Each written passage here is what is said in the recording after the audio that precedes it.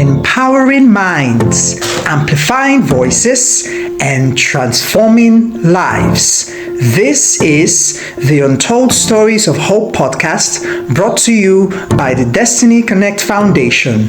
Your hosts, Zion Enogeu and Puffy Medupe.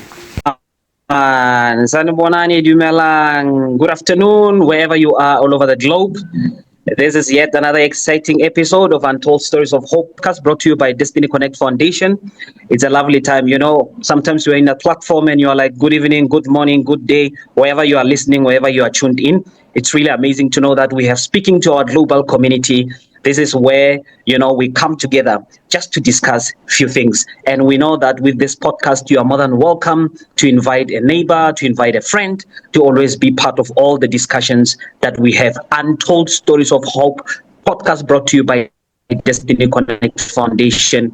My name is Parfumi Dupi, all the way from South Africa. And, I'm here with my co-host, also Florence. She's there in the background, and we are doing this together. And we are cruising, we are flowing, man. We empower minds, amplify voices, and we transform lives. That's what we do in this podcast. Remember, you can also follow us on our social media pages. You can say Destiny Connect Foundation, whether it's LinkedIn, Facebook, YouTube, or you say Destiny Connect Foundation, also on our website and destinyfoundation.org. It's there in our emails so that you can be able to catch up with us.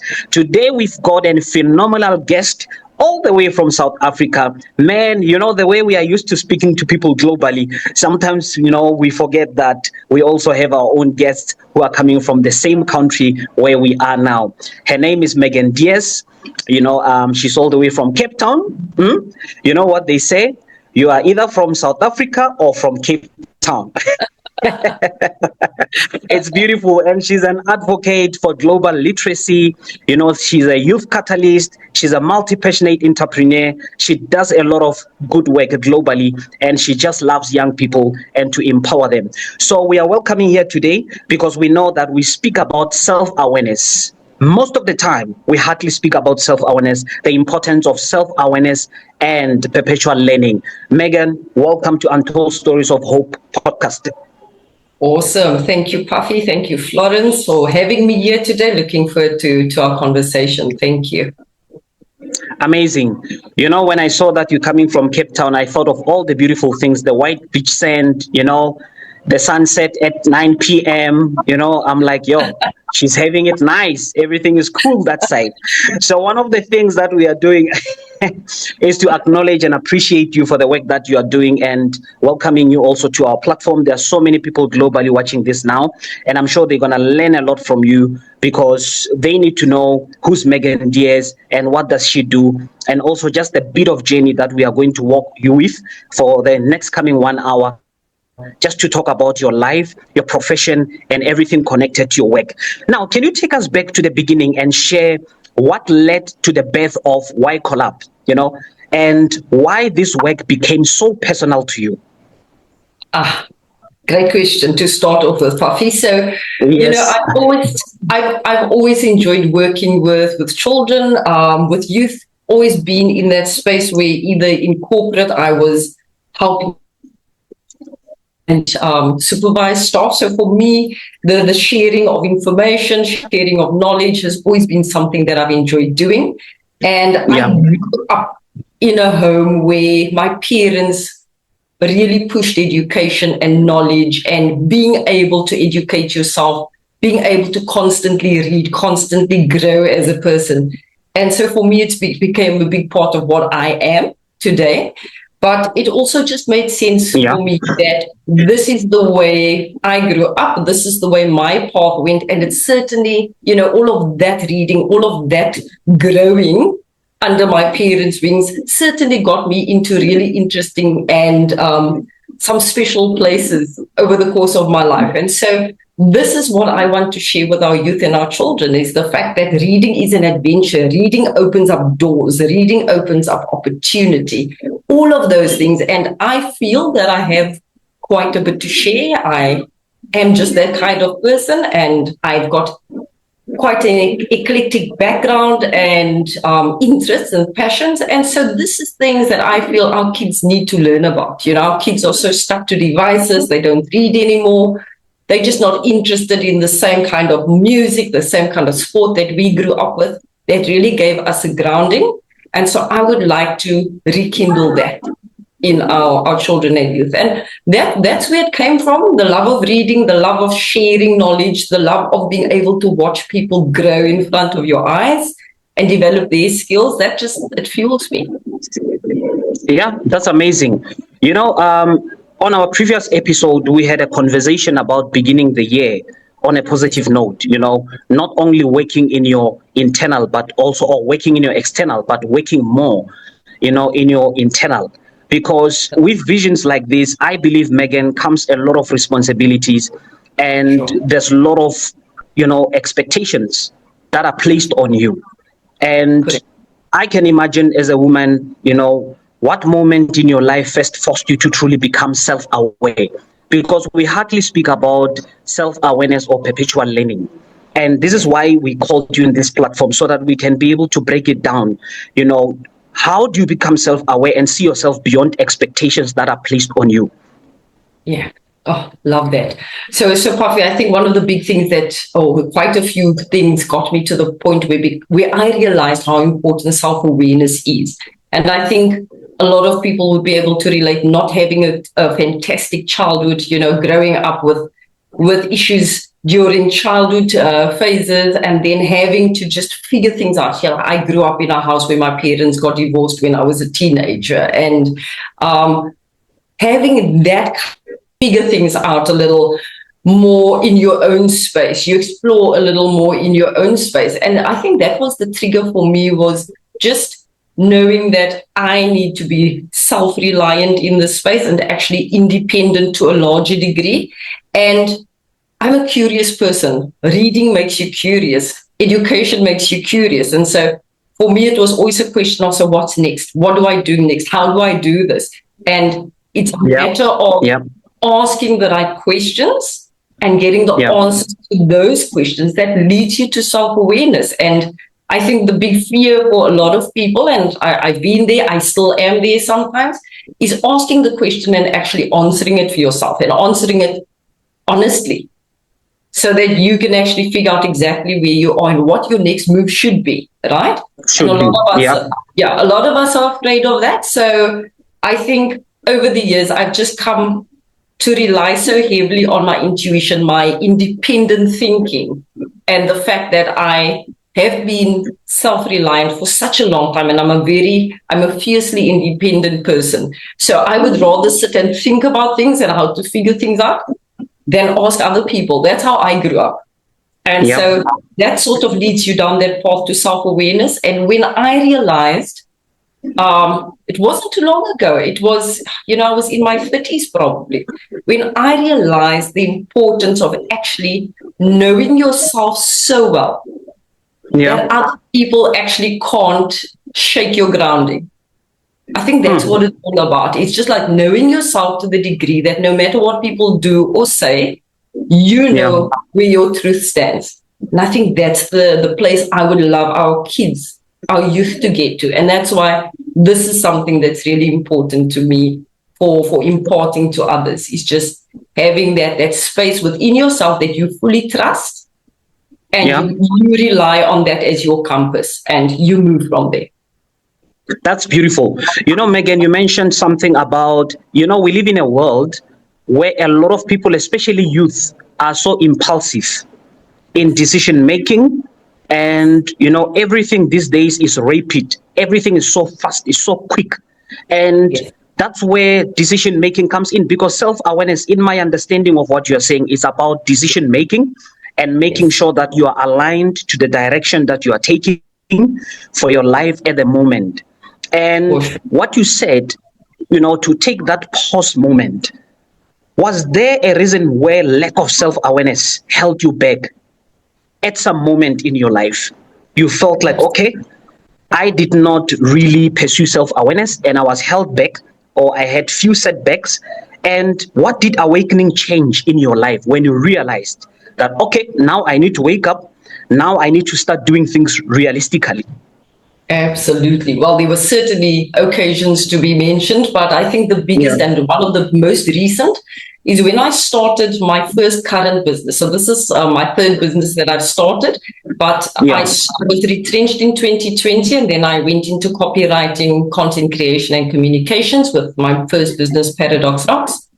And, to go from being an account manager, a rep on the road in a heavy duty technical corporate space, to being an online communications and content creation person, right?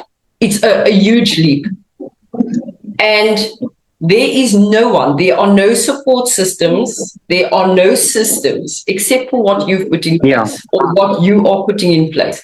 And so again, it gets to that point where either you believe you can do it, or you doubt yourself all the way through and you fail because you are psyching yourself out of the game, right?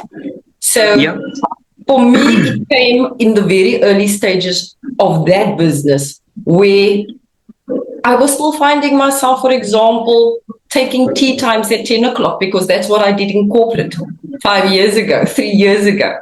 And once you realize that you know enough about yourself and what you are thinking and how you think and where you are going, there's this intuition that kicks in. And that's where the rapid decision-making comes into play, but it's not embedded in fear and doubt. It's actually embedded in clarity and trust of yourself, your intuition. And that is so critical. So for me, that pivotal point was realizing that, you know what? This business is not going to go anywhere after 2 or 3 years because you keep self-doubting, you keep asking other people's opinions. And whenever you ask people, they either say, oh, that's not possible, or they say, no, that I wouldn't advise you to do that. And in your heart of hearts, you just know this is where I should be. Something is niggling and telling you this is your path. And that's exactly what happened to me. People were saying to me, no, there's no way you can do so many different things in one space. Just focus on one thing. And my brain doesn't work that way. It just doesn't. I get bored if I've got 5 things to do in 5 minutes, right? So I need variety. I need a lot of rapid change in my day. And I write for tech and I write for creative spaces and I podcast and I do communications for clients and I coach. And so, Megan, as you are speaking, there's a lot of stuff about self-awareness that I picked up. We live in a world where there's a lot of young people who are impulsive in terms of decision making. And we're living in a rapid world where everything is quick, is fast. And you spoke something about how you sometimes take that pause moment. And that is the moment that helps you to think thoroughly and be able to make proper decision, because it's about decision making, it's about clear direction. Was there a reason where lack of self-awareness held you back? At some point, it brought some setbacks. And what did awakening change in your life when you realized that, oh my gosh, I have to wake up from this sleep and I have to face the real world? Oh, for sure, Puffy. So, I think the biggest and most recent experience of that for me would have been when I started my current communications business, Paradox Rocks. I had been retrenched over COVID period, and I went from being a heavy-duty rep on the road, heavy-duty auto electrical engineering space, to content creation and communications online, right? Vast change. And for the first couple of years, sort of my business just kept ticking over, rolling along. And I realized after the fact that it's because I wasn't clear on my direction.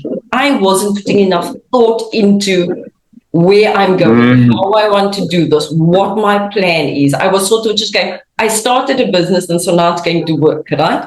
And when I started investing more thought and real energy into the business and actually gave a direction, that's when things picked up.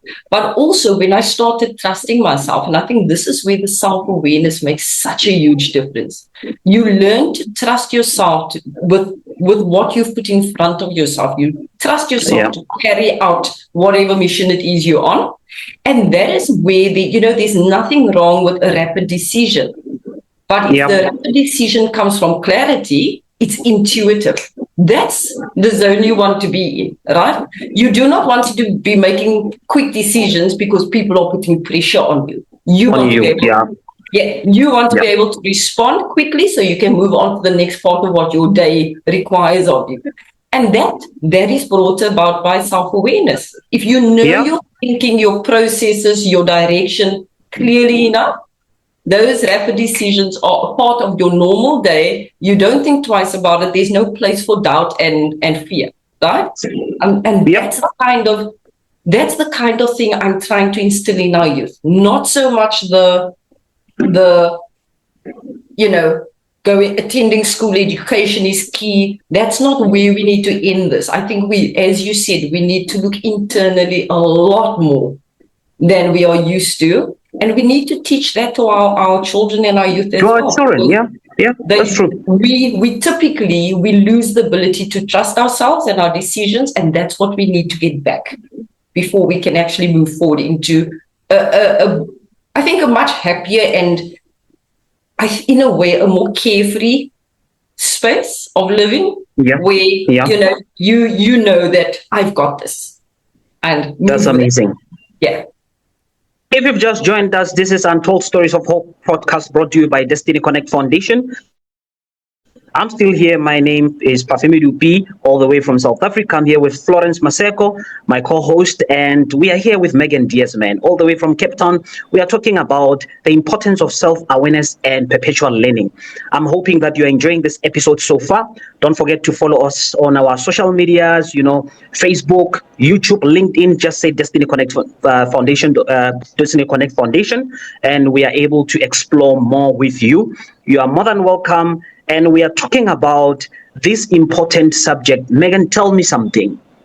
We all have got limiting beliefs.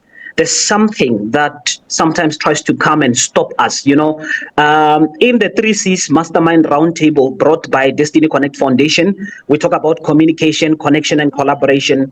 We always talk about this inner critic.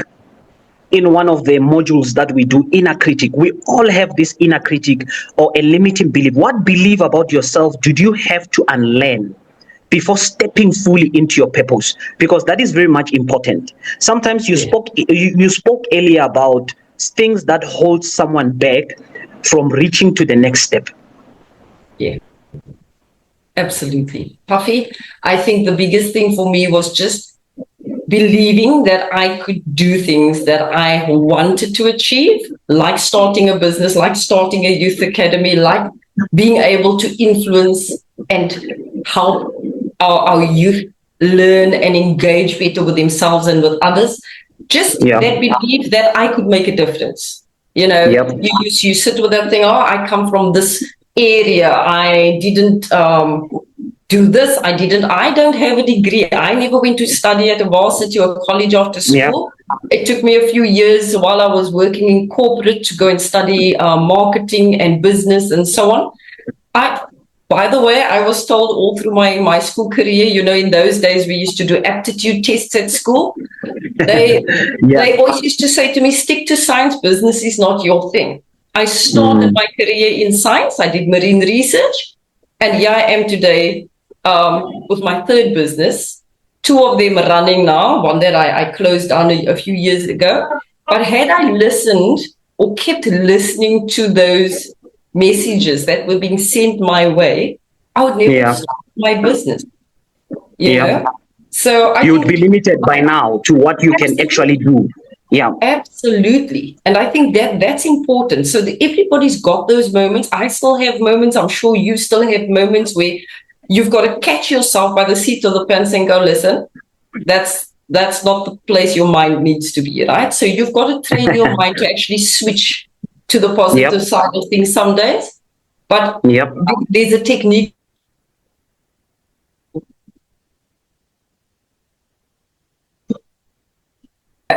And that's what we need to be teaching and showing others. Someone once told me that experience is the best teacher. And if you really want to become the best in what you do, one of the biggest components is to always accept correction. Because if you think you're doing this, you're the best, and there's perfection in it, you never learn. You stop learning and you become in your own space. We all have lessons that we learn. We all have mistakes that we make along the journey.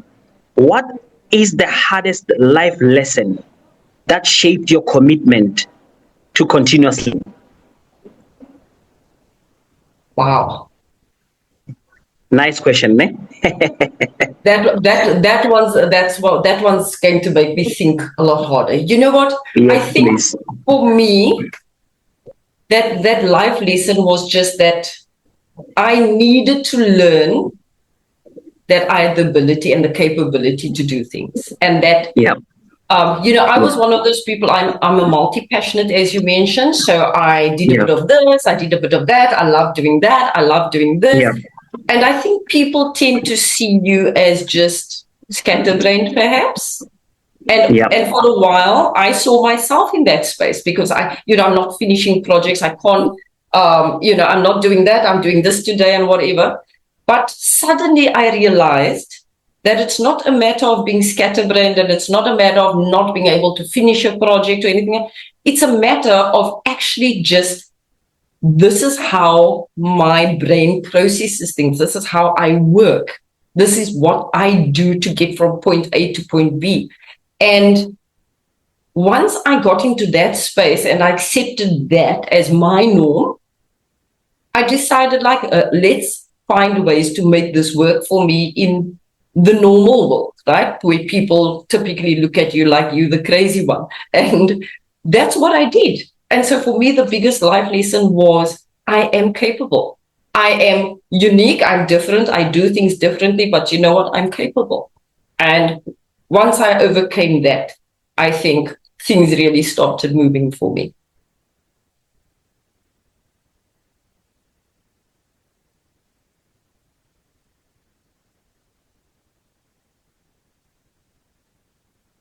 And I think I might have lost Puffy again. Yeah, so I'm really inspired, Megan, by everything you're saying, especially with someone with experience like you do. And we spoke about the biggest lessons that you have learned. As I was saying, that we all learn lessons, we all make mistakes, we all are open to correction to make sure that we become the best in what we do, and it comes with those scars.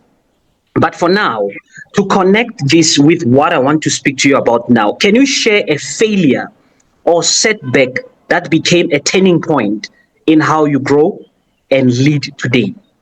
There's something that happened, there's something that changed, there's something that built you to be the leader that you are today. Wow. So, there's so many instances I can think of, but I've been retrenched twice over the span of my corporate career. And I mean, that is something that very late in my life, I got to connect with someone in Canada, and she had a similar experience in corporate to what I had, losing a job unexpectedly. Amazing. Sorry. And that is one of the experiences that very few people would rate as traumatic. But when I met with this person from Canada, and we were talking about her experience, she made that the core of her fuel that burns to keep her businesses running, because she's also becoming an entrepreneur now. And she actually made so much sense when she said to me, it is one of the most traumatic experiences an individual can go through, because it is self-doubt. It is doubting your capabilities, your ability to do things, your qualifications, your relationships with people in the workplace in particular. It affects everything, your earnings, your home life. Every single thing is touched by it, right? So, I mean, just as an example, I've been retrenched twice, once with COVID, once before very unexpectedly for really dubious reasons. But we won't go there. We don't have enough time on the show. But it was something that you to work through and get over and get past to be able to face the next job, the next team that I'm working with. Yeah. So I think that those in itself were major events for me that really knocked my foundation. That's really amazing. This is what Untold Stories of Hope is about. We need those stories, those authentic stories of where you're coming from, especially when you talk about failure, when we talk about setbacks. I mean, what you're saying now is inspiring someone watching to say, I remember I always share my story, Megan, on the platforms, how there was a season in my life when I lost everything I had. And I know what you're talking about. When you say it affects everything you do. And I've been there. I can imagine how you felt because I clearly know how I felt in that particular season. So I'm glad that you can openly speak about your failures that you experienced, the setbacks, the retrenchment, the brokenness that comes with it, the discouragement that comes with it. It's really not easy. And that's what the platform is about, man. Yes. Now let's talk about some personal experiences connected to, your heart so deeply that you had to consider literacy and youth empowerment as something to really run forward with. What connects your heart deeply to this literacy and youth empowerment? Because there are so many times when the world now focuses on more of external things that will not build someone internally, but you chose something that builds a person from the inside outside. And what connects your heart deeply to that? Wow. So for me, as I mentioned early on, grew up in a household that wasn't 100% happy. And my parents ended up getting divorced.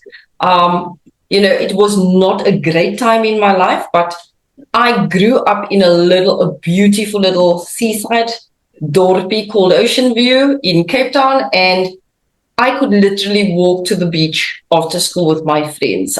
We had mountains, we had the ocean, we had sport, we had creativity, we had books, we had our education, and then we had gangsterism and drugs, right? So it was your option as to which way you are going to go. So I had quite a good foundation in terms of my parents, my siblings, my family in the area, and I loved academics. I loved learning. So I was quite entrenched in that. But also the reading and my music and my sport became my escape from my reality. And so today I sleep with music, I work with music, I don't do it. That is my connection to life. If there's no music playing in my house or around me, my phone is not in my back pocket while I'm walking with music playing, I'm not in a good space. That is how connected I am with my music. Same with books. That adventure, that escape that reading offers you, where you can allow your mind to just release itself into a much better space than you are right now. Our kids need that. My life is so much better and has been so much better because I had that music, I had the reading, I had the sport to occupy my mind in a healthy way, right? And the adventure of reading, that escape that it offers you from reality when you need it, I think it is the best thing to have when you are going through a rough childhood, a rough period in your life. You need something that you can truly hang on to. And truthfully, those were my anchors growing up. And that's why it's so dear to my heart. And because I was not in a very happy domestic situation growing up, obviously, I'm going to be wanting to do better, give better to the kids and the youth that I come across. And so I think that's where that developed. But certainly just the love of being able to connect with people and share what I know and what I have and to see them see them develop. That's where it comes from. That's beautiful. I mean, we want to change South Africa, Africa, and the rest of the world. Yes. But to be honest, without literacy, without empowerment, how are we going to do it? Because Sure. at the end of the day, we need to have a strategy, we need to have a structure whereby we are like, okay, this is what we're going to do. This is the Yeah. empowerment. And I'm glad that you went on that route, of Yes. really bringing internal development to so many young people globally. And I'm really Yes. happy with that. I'm Thank you. sure at Y Collab, there has been a moment you witnessed where a young person's life transformed, and you knew them from brokenness, you knew them from their downfall. But now, walking the journey with them and seeing their life change and see them maybe getting out of drugs, getting out of gangsterism, or getting out of, the streets and Yes. being passionate about development. How has that moment, tell us about that moment and how it impacted you personally as a visionary? You know, Puffy, there's so many stories around that I could share with you, but I think one of my favorites is a Yeah, young student, young learner. He yeah, was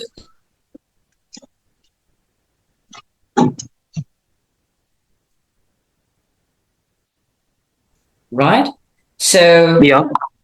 he came to me. His medium at school was English, and his second Okay. language at school was Afrikaans. He had never Yeah. done Afrikaans before he got to school.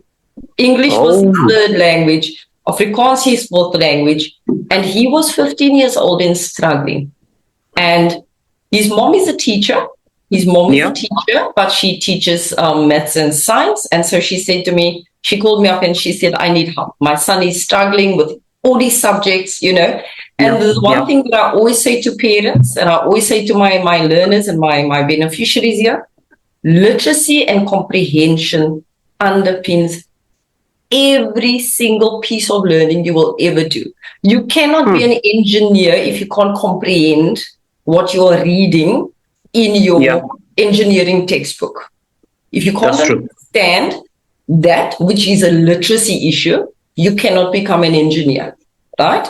That's the first baseline that I put down. And I said to the mom, how often does he read? No, he doesn't read. All he wants is he listens to music. And imagine, we've got, even now these days, Megan, we've got so many content creators. We've got so Exactly. many people who want just to do things that has got nothing to do with literature. Exactly. And what I said to the mom, I'm one of those Yeah, tutors. I don't care what my children read.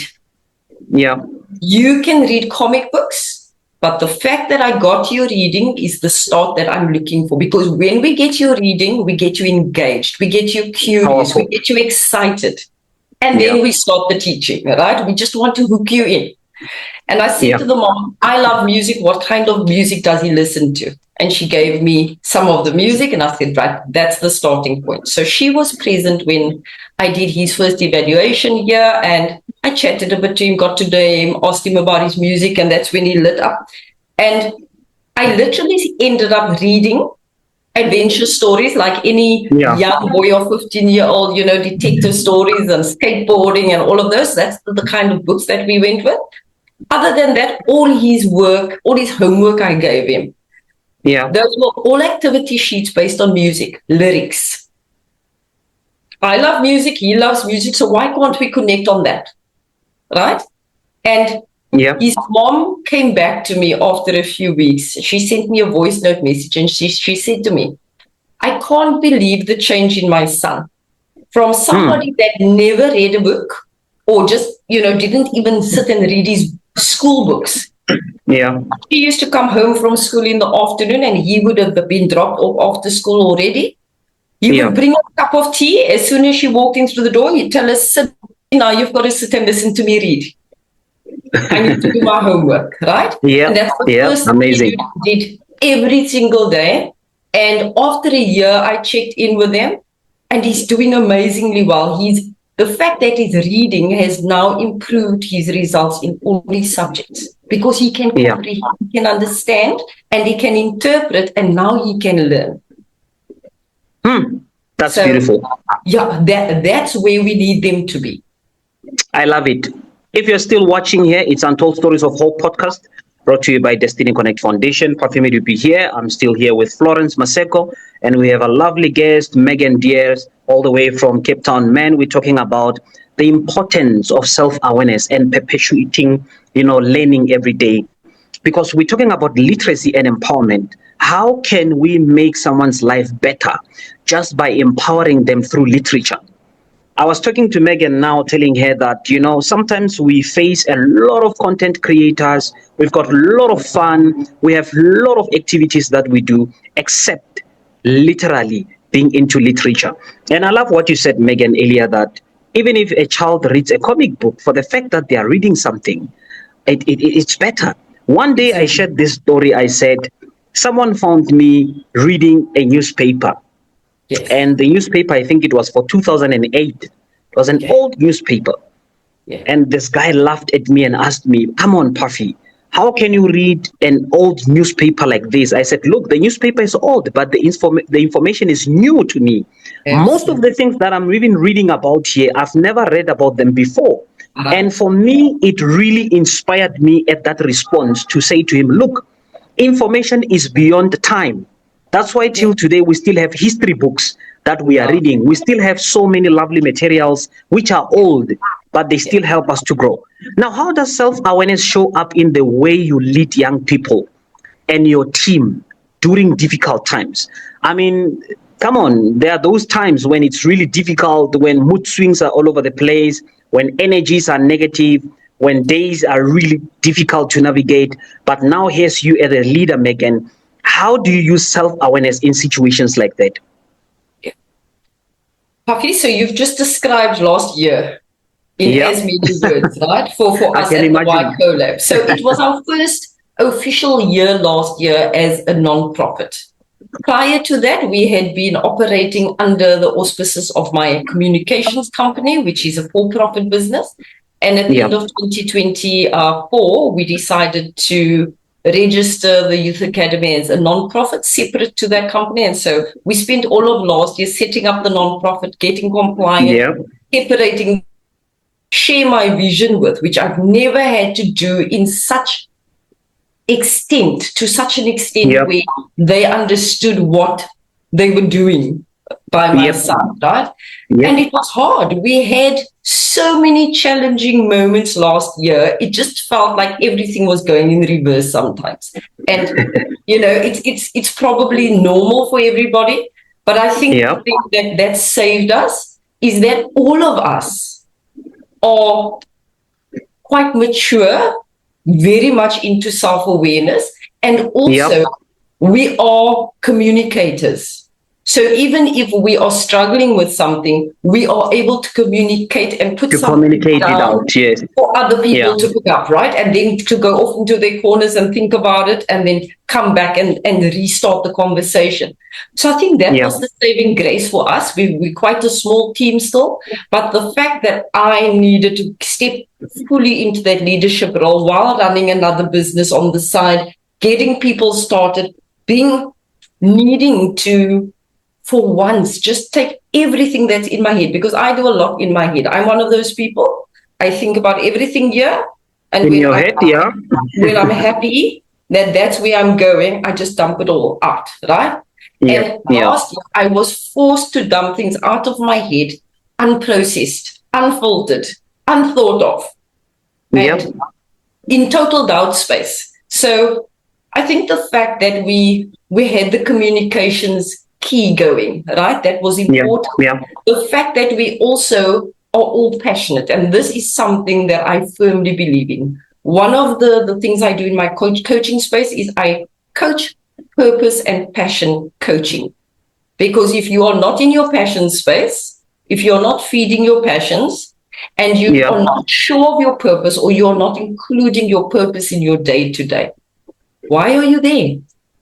Right? That's true. And the fact that all of us were passionate or are passionate about the same place, about the youth, about literacy, about helping the community grow and develop, that was what brought us closer together, despite the challenges, despite the arguments, despite everything else that happened. It drew us so much closer, and we literally had a good laugh with our first meeting at the start of this year. We sat in our first meeting and we, guys, We survived. Yay. We made it to this point. We didn't Yeah, think it we was hectic would. 2025.